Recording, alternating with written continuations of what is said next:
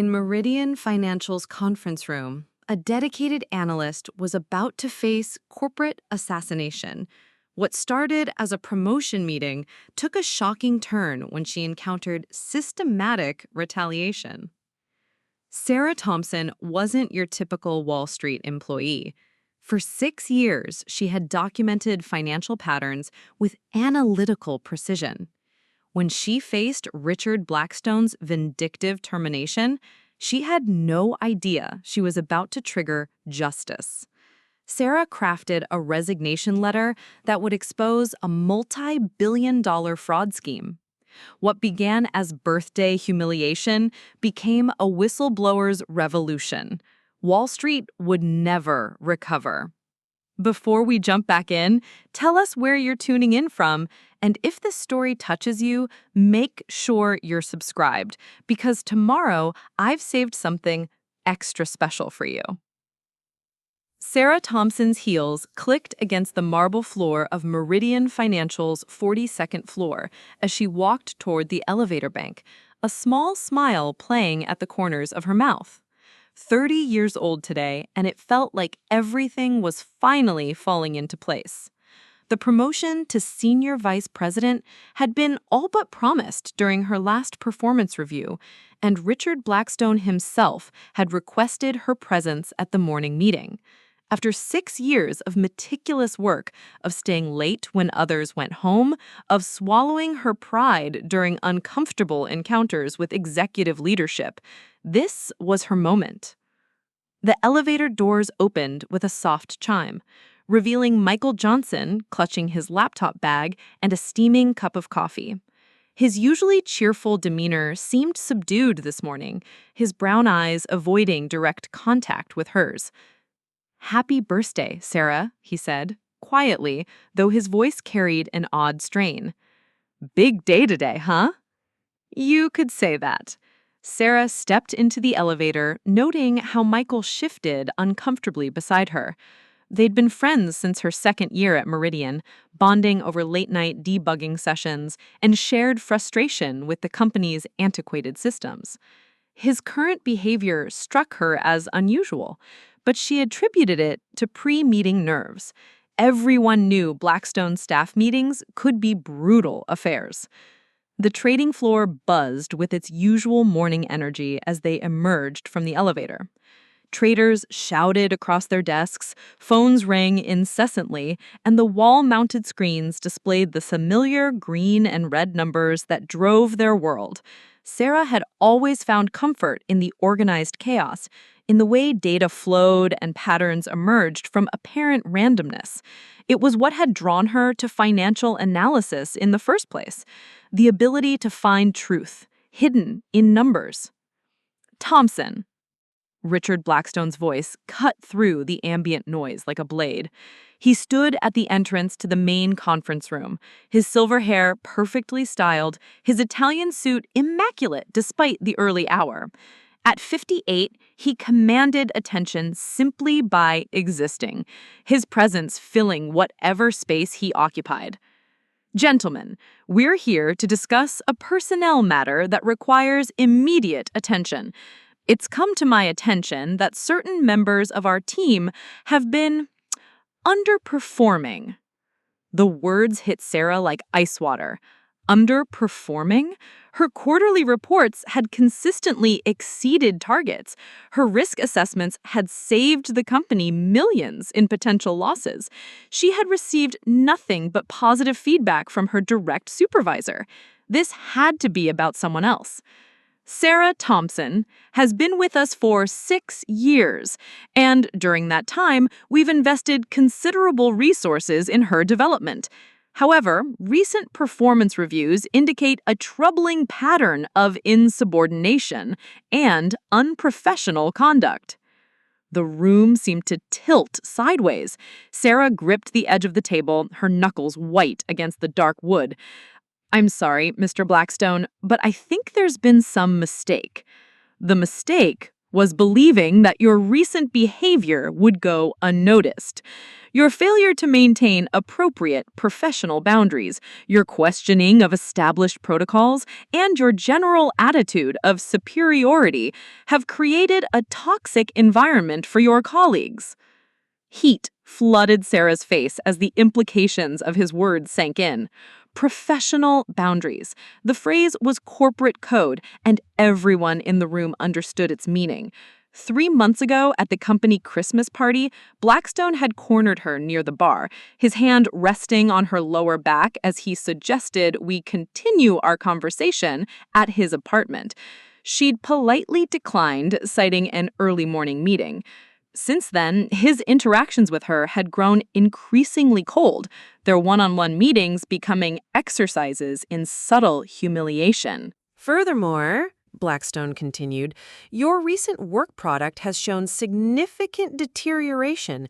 Missed deadlines, sloppy analysis, and a general lack of attention to detail that falls far short of Meridian standards.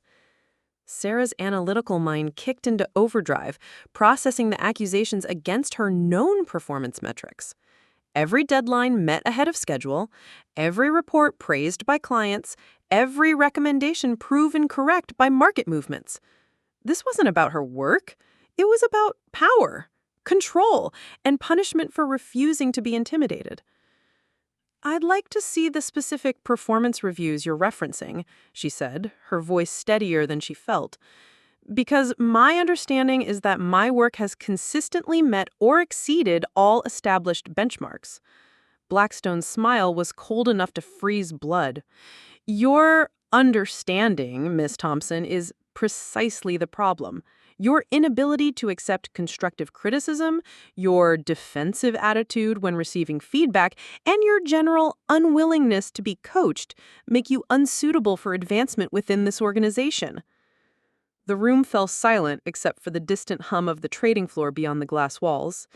Sarah could see Michael through the conference room windows, hunched over his workstation, his shoulders rigid with tension. Other colleagues pretended to focus on their screens while obviously straining to understand what was happening behind closed doors. Effective immediately, Blackstone announced, Sarah Thompson's employment with Meridian Financial is terminated. The words landed like physical blows. 6 years of her life, of working weekends and holidays, of building relationships and reputation within the industry, evaporated in an instant. Sarah felt her carefully constructed professional facade cracking, revealing the small-town Ohio girl who'd worked 2 jobs to pay for college, who'd fought for every opportunity, who'd believed that competence and integrity would eventually triumph over politics and prejudice. You'll have 30 minutes to collect your personal belongings, Blackstone continued, his tone suggesting he was discussing something as mundane as lunch plans.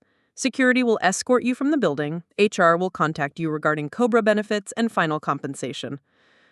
Sarah stood slowly, her legs unsteady beneath her. The faces around the table showed varying degrees of discomfort, but not one person met her eyes. Not one voice was raised in question or protest. The silence felt deafening. This is retaliation, she said quietly, the words carrying more clearly in the stillness than if she had shouted them. Everyone in this room knows my performance record, knows the real reason this is happening.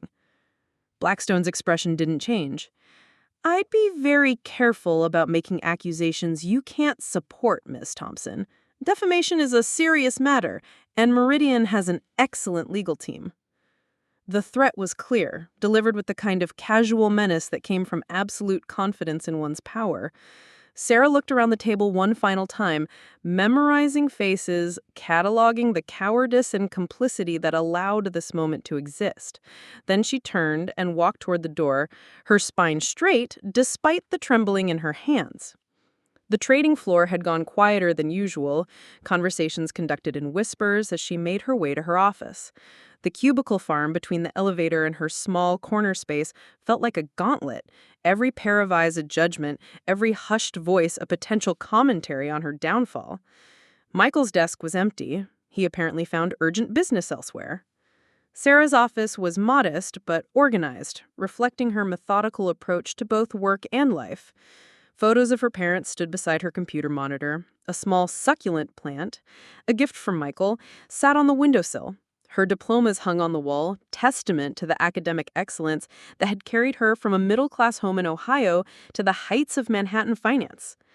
She sat heavily in her desk chair and stared at the blank computer screen, her reflection ghostly in its dark surface. 30 years old today, and her career had just imploded in the most public way possible. Word would spread through the industry within hours. Richard Blackstone's influence extended far beyond Meridian's walls, and she had no doubt that her job prospects would be systematically destroyed with the same casual efficiency he'd just demonstrated. But as the initial shock began to fade, something else emerged. Anger, yes, but also a peculiar sense of clarity. For 6 years, she'd documented everything: market irregularities, questionable trades, patterns in client transactions that didn't quite make sense. She'd kept detailed notes, not out of any whistleblowing instinct, but simply because her analytical mind couldn't stop finding connections others missed. She opened her laptop and began to type, her fingers moving with increasing speed and confidence as words poured onto the screen. If Blackstone wanted to destroy her, if he thought his position made him untouchable, then perhaps it was time he learned that some people kept very detailed records of very interesting observations. Her resignation letter began formally enough, but as she wrote, it evolved into something more comprehensive. A timeline of suspicious transactions, descriptions of meetings overheard through thin walls, names, dates, and amounts that painted a picture of systematic impropriety. She wasn't making accusations, she was simply documenting what she'd witnessed, expressing gratitude for the educational experience of observing such creative approaches to financial management. By the time security arrived to escort her out, Sarah had crafted 15 pages of precisely worded observations that read like a standard resignation letter to casual readers, but contained enough coded language and specific details to make any regulatory investigator's pulse quicken. She saved the document to a flash drive, printed a copy for HR, and sent the electronic version through the company's standard departure protocol system. Then she packed her personal belongings into a small cardboard box, nodded politely to the security guard, and walked toward the elevator with her head high. The marble floors that had seemed so welcoming that morning now felt cold beneath her feet. The trading floor continued its frenetic pace, but Sarah sensed the undercurrent of speculation and gossip that would follow her exit. Michael was still nowhere to be seen, and she felt a stab of disappointment at his absence. She'd thought their friendship meant more than professional self-preservation. As the elevator descended toward the street, Sarah caught her reflection in the polished steel doors. She looked older than she had that morning, but also somehow sharper, more focused. The compliant corporate employee who'd entered the building was gone, replaced by someone who understood that playing by the rules only worked when everyone else did the same.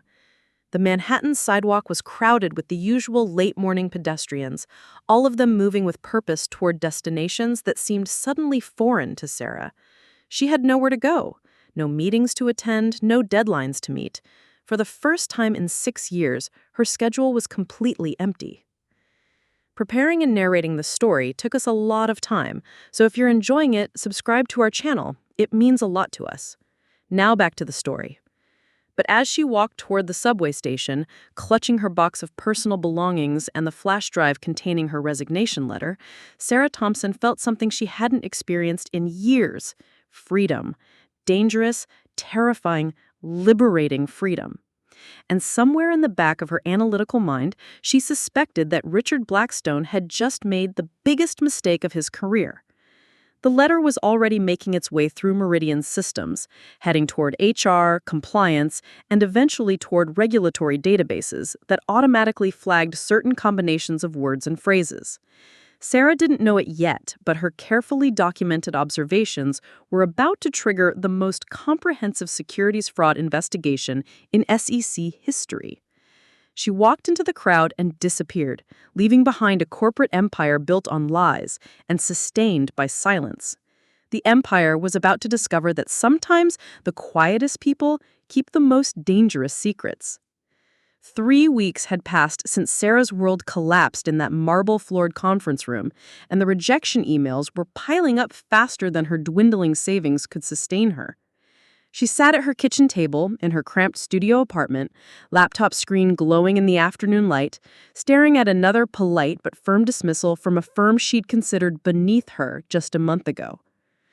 "We appreciate your interest in our organization. However, we've decided to pursue other candidates whose qualifications more closely match our current needs."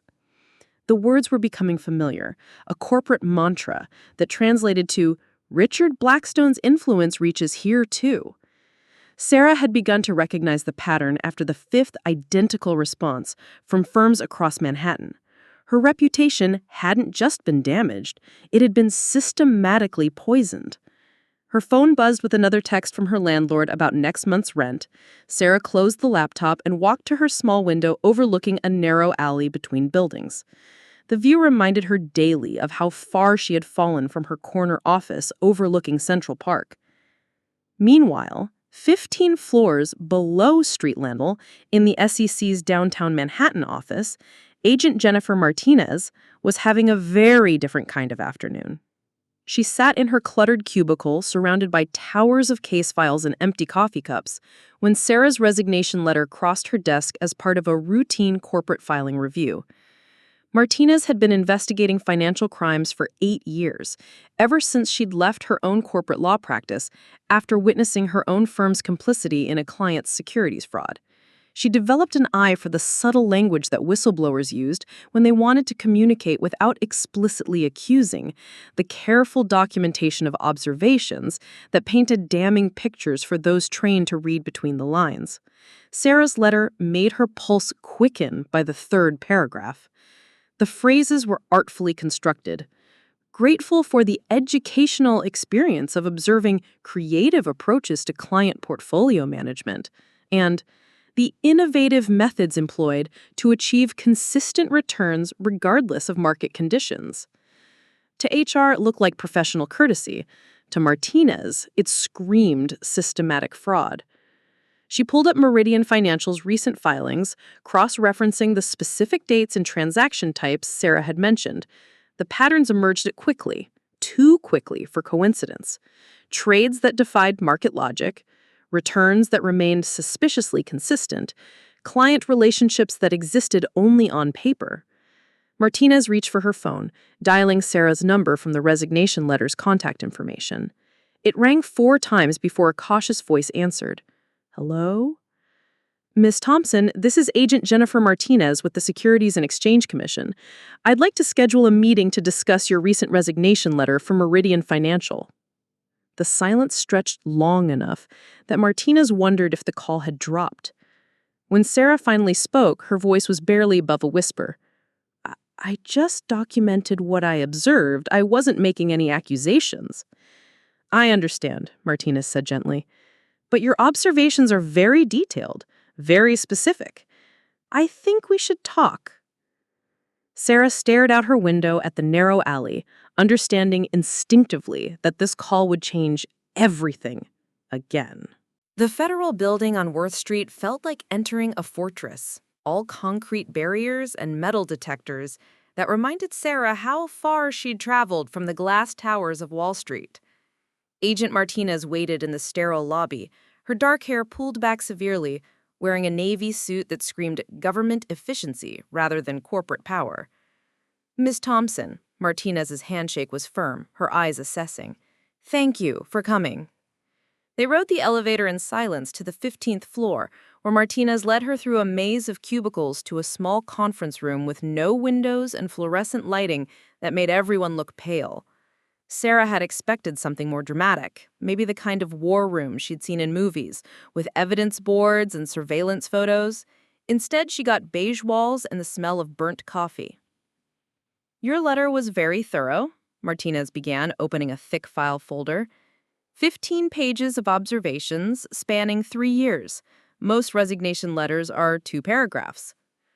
Sarah shifted uncomfortably. "I'm detail-oriented. It's what made me good at my job." "It's what's going to make you valuable to this investigation." Martinez spread several documents across the table. Trading records, client statements, transaction logs. Look at these dates. Tell me what you see. Sarah leaned forward, her analytical mind automatically engaging with the familiar data patterns. The numbers told a story that made her stomach clench.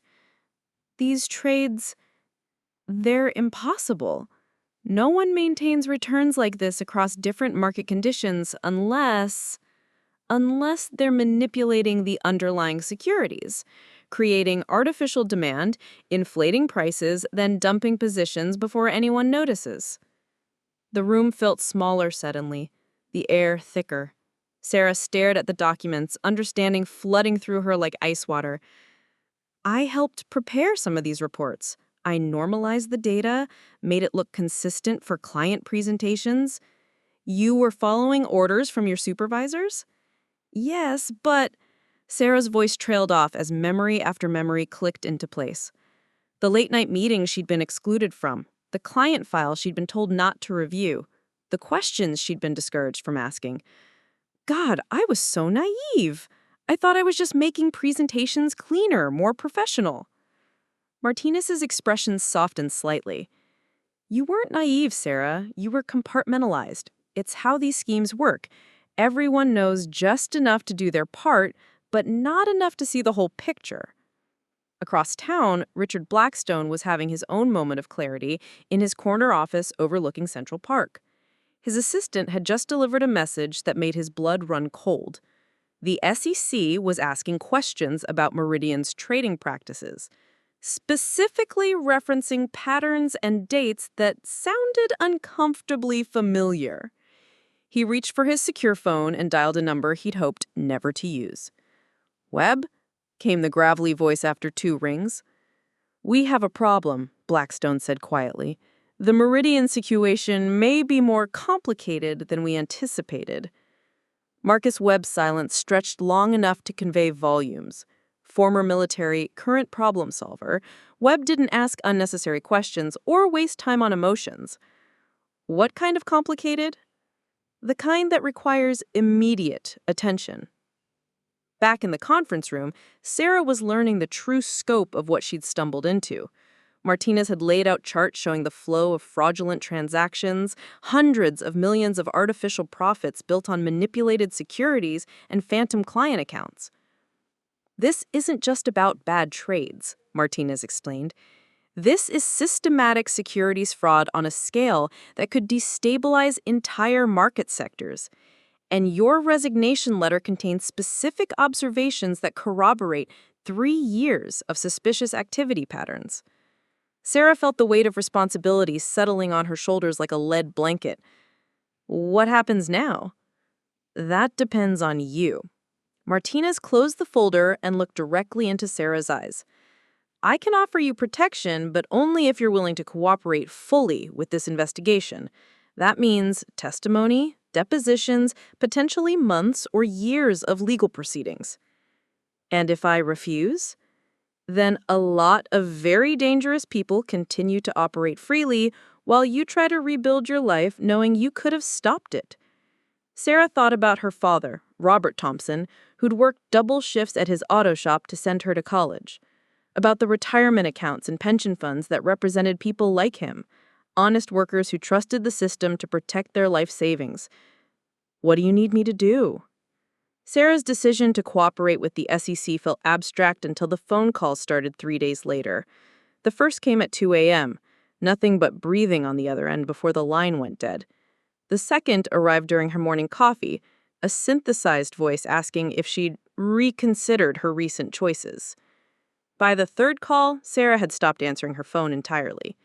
She noticed the black sedan on Tuesday, parked across from her building when she left for a job interview that would inevitably lead nowhere. The same car was there when she returned 2 hours later, tinted windows reflecting the afternoon sun like dead eyes. It disappeared that evening, but a different vehicle, a gray SUV, took its place the next morning. Marcus Webb orchestrated the surveillance with military precision, his team rotating vehicles and positions to maintain constant pressure without crossing lines that might trigger official protection.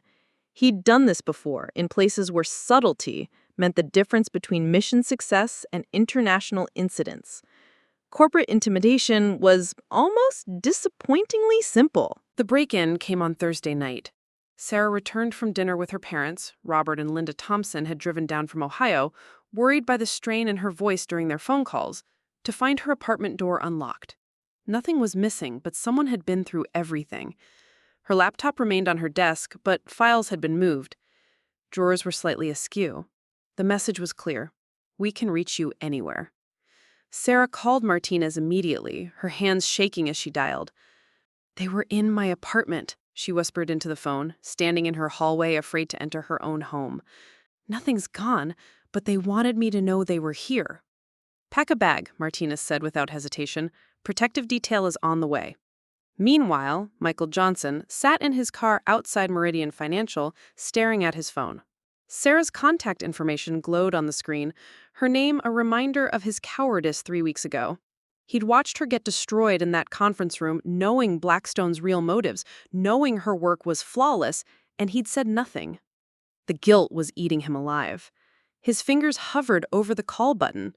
One conversation could provide Sarah with inside access to Meridian's systems, could help her build the case that might bring down the man who destroyed her career. But it would also end his own career, mark him as another enemy of Richard Blackstone's empire. Michael closed his eyes, hearing his mother's voice from childhood. Sometimes being a good friend means being brave when it's hard. He pressed call.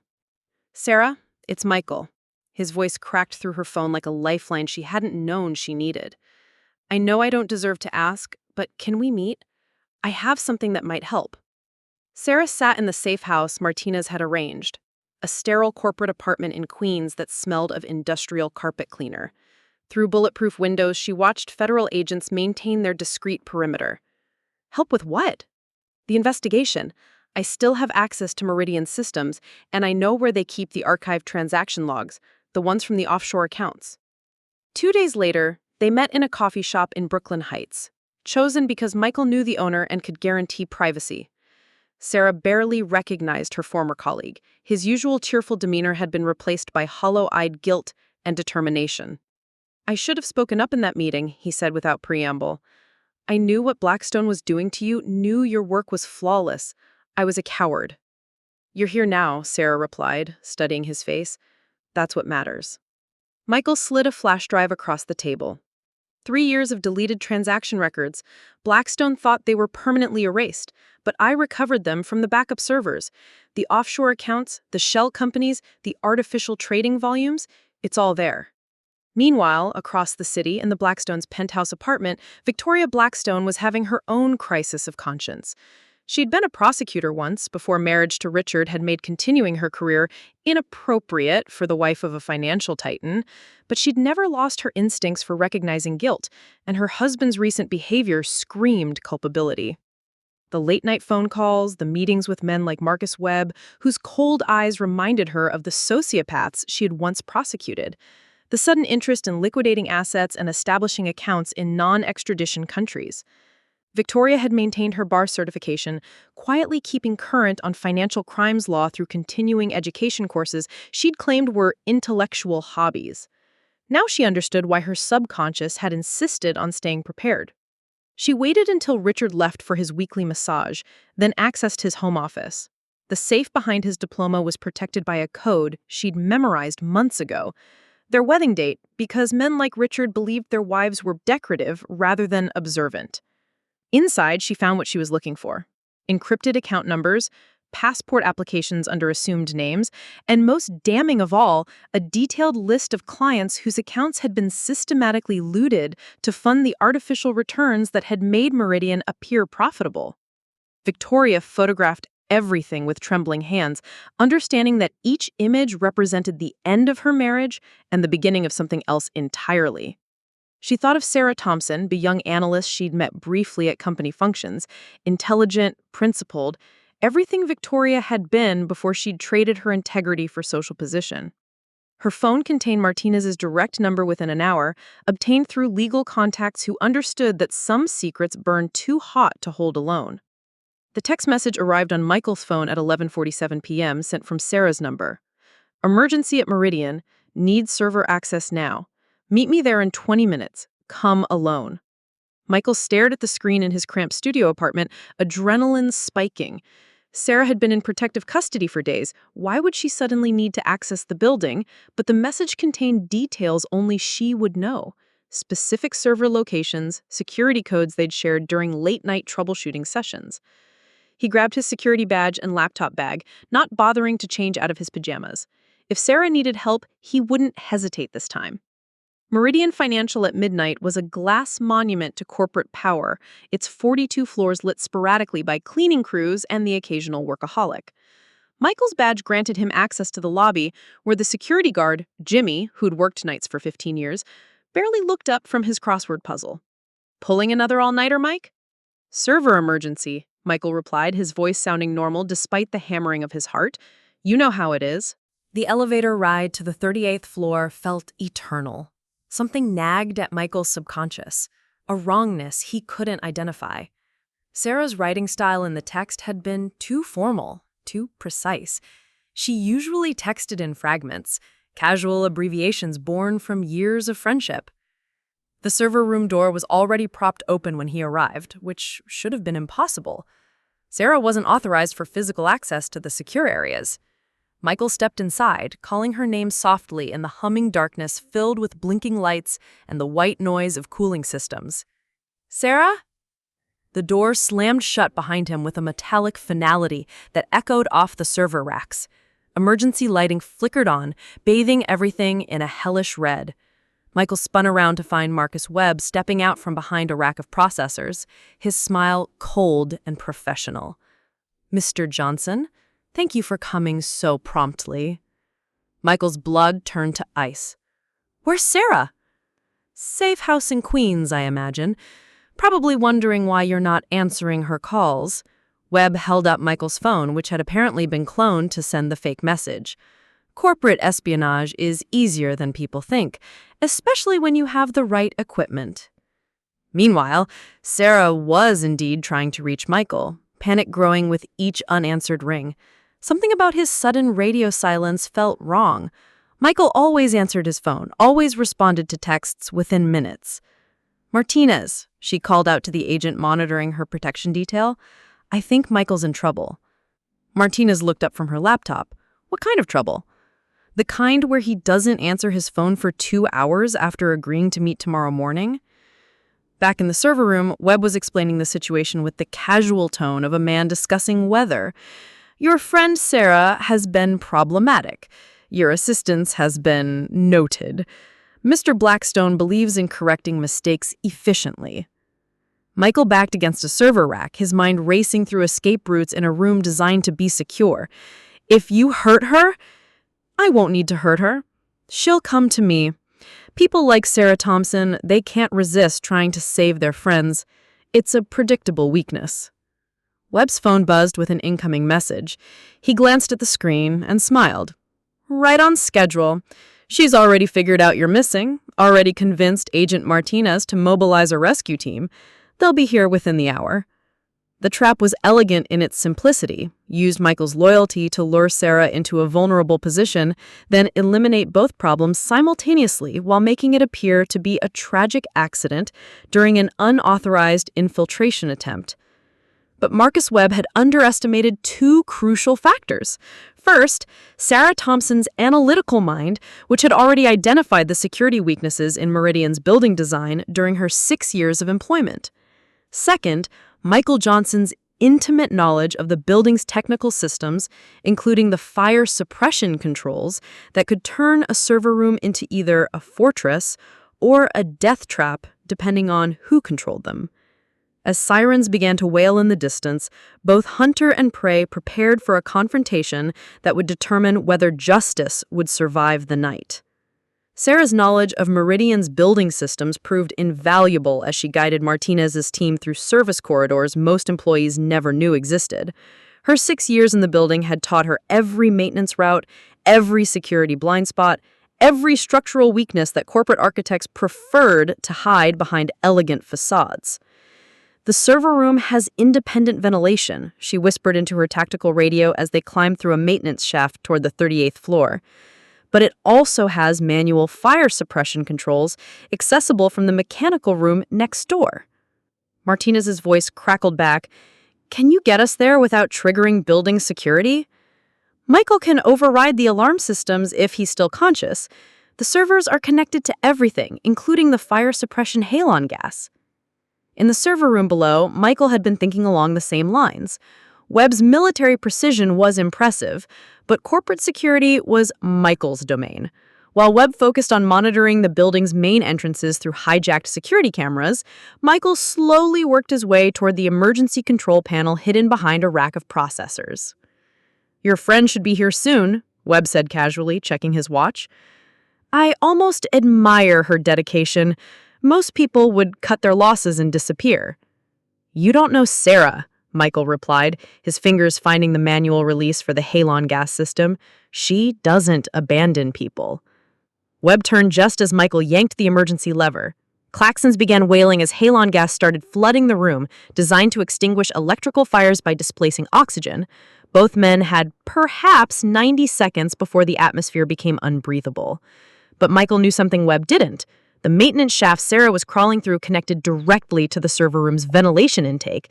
The halon gas wouldn't affect anyone in the shaft system, and it would force Webb to choose between maintaining his position and surviving.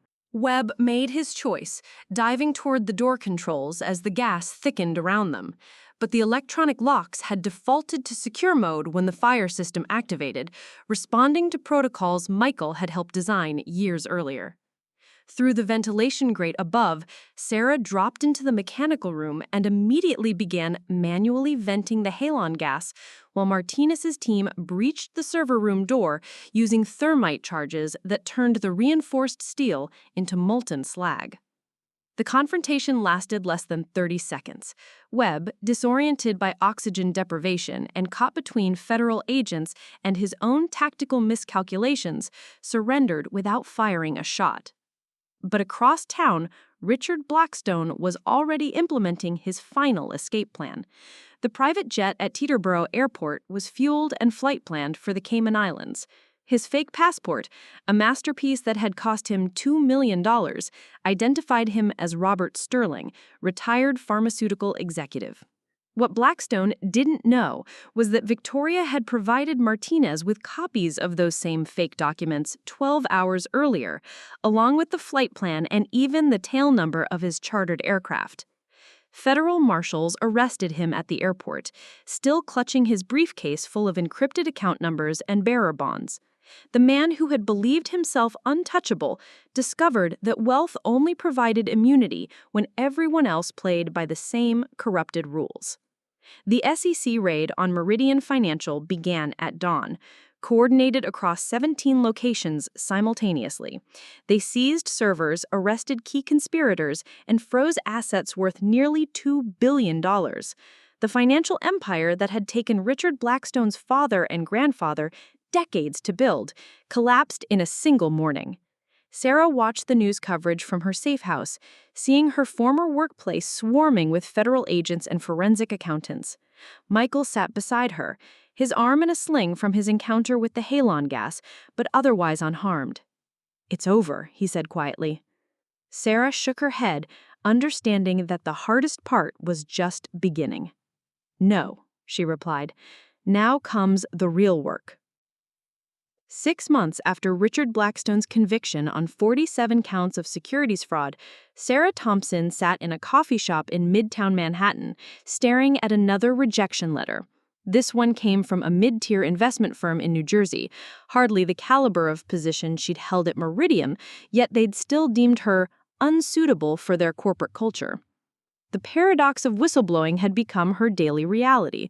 The same courage that made her a hero in newspaper headlines made her unemployable in an industry built on silence and complicity.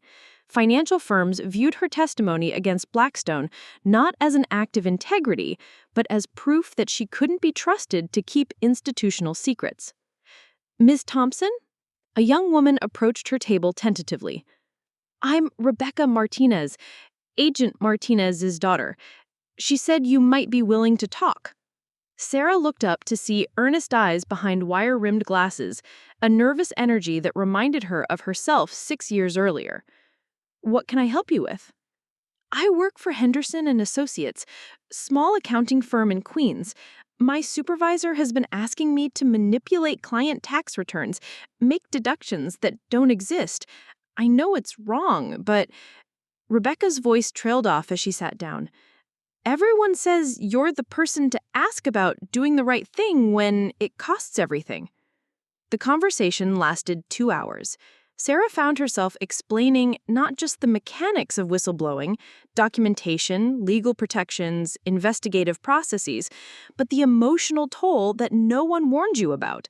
The sleepless nights wondering if you'd made the right choice, the financial stress of unemployment, the way former colleagues crossed the street to avoid speaking to you. "But would you do it again?" Rebecca asked as they prepared to leave.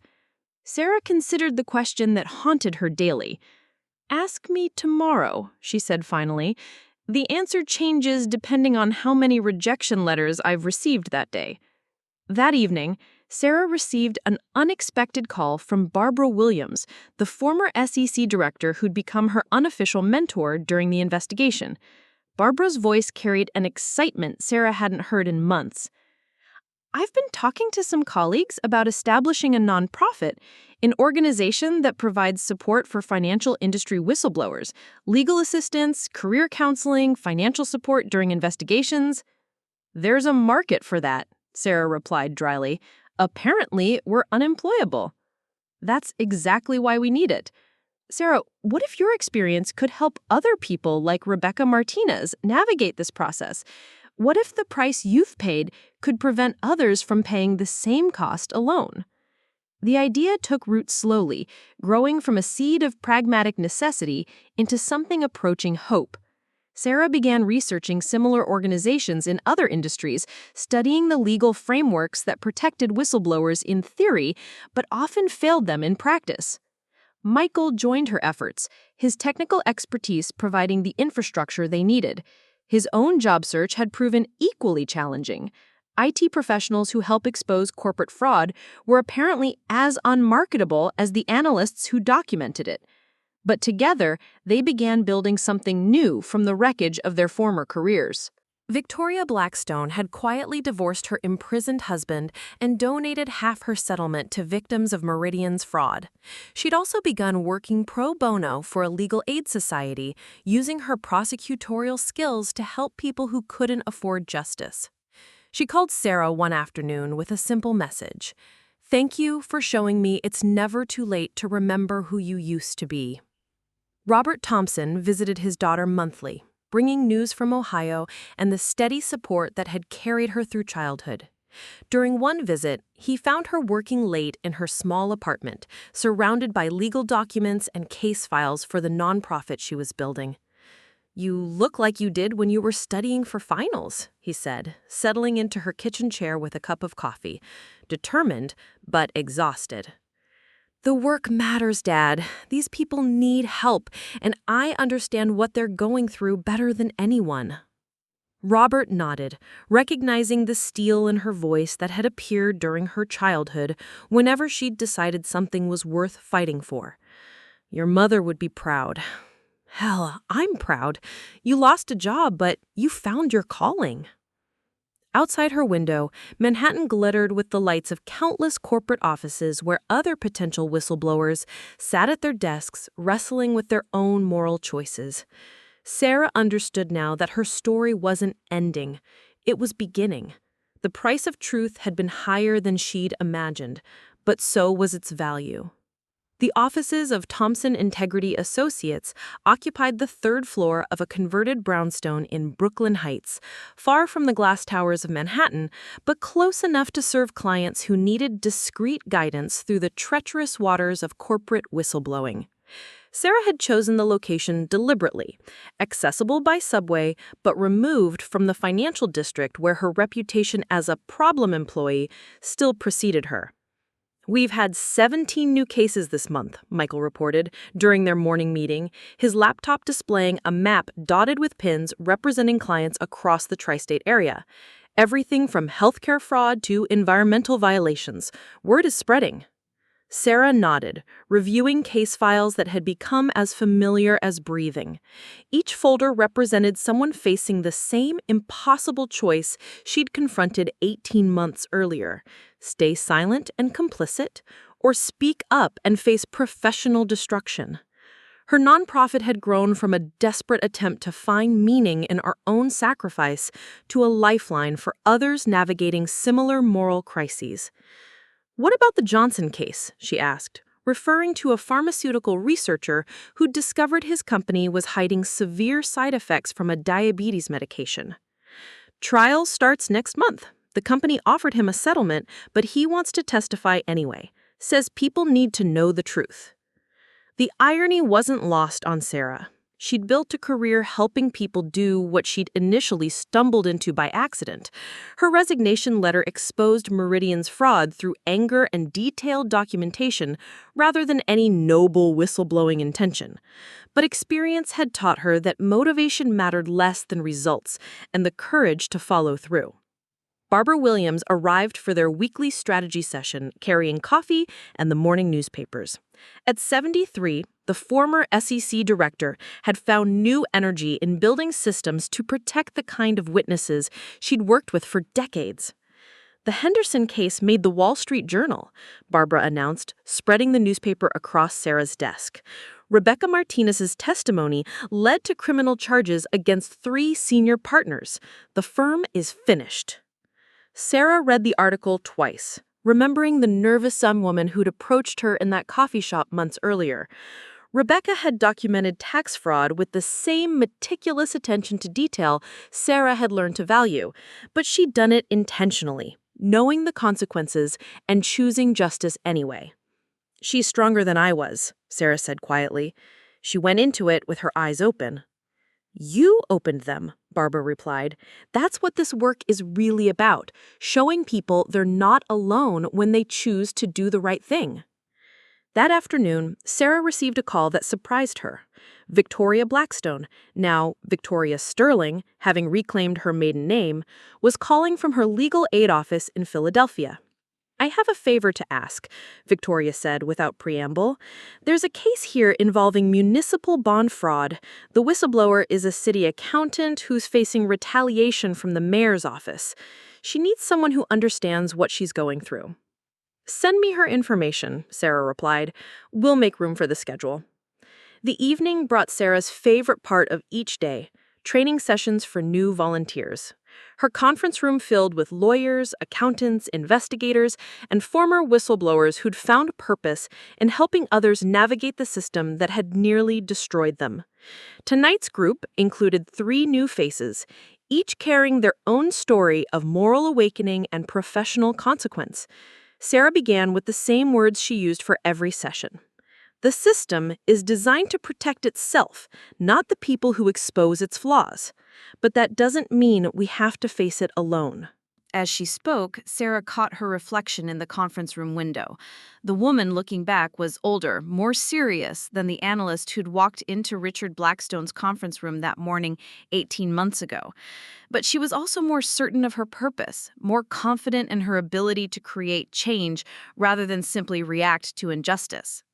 Robert Thompson called as she locked up the office, his voice carrying the pride that had sustained her through the darkest months of unemployment and self-doubt. "Saw the news about your pharmaceutical case," he said. 3 executives indicted, medication recalled. How many people did you just save?" "We don't know yet," Sarah replied, walking toward the subway station. "But that's not really the point anymore. The point is that someone was brave enough to speak up, and we were here to help them do it safely." "Your mother would have loved this work," Robert said quietly.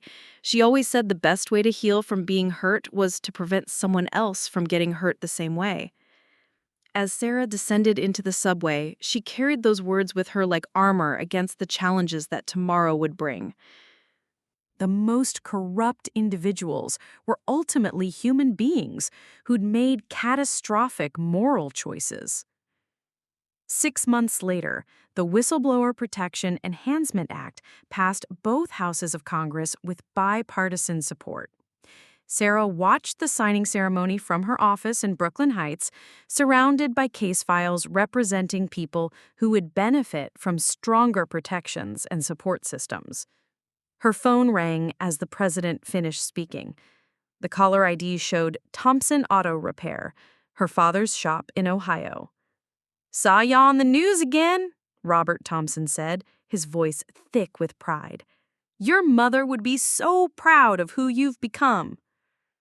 "I became who you both raised me to be," Sarah replied, watching the sunset paint Manhattan's skyline in shades of gold and crimson.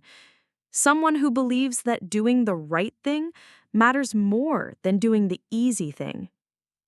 As she prepared to lock up the office, Sarah reflected on the journey from that humiliating birthday morning to this moment of legislative victory.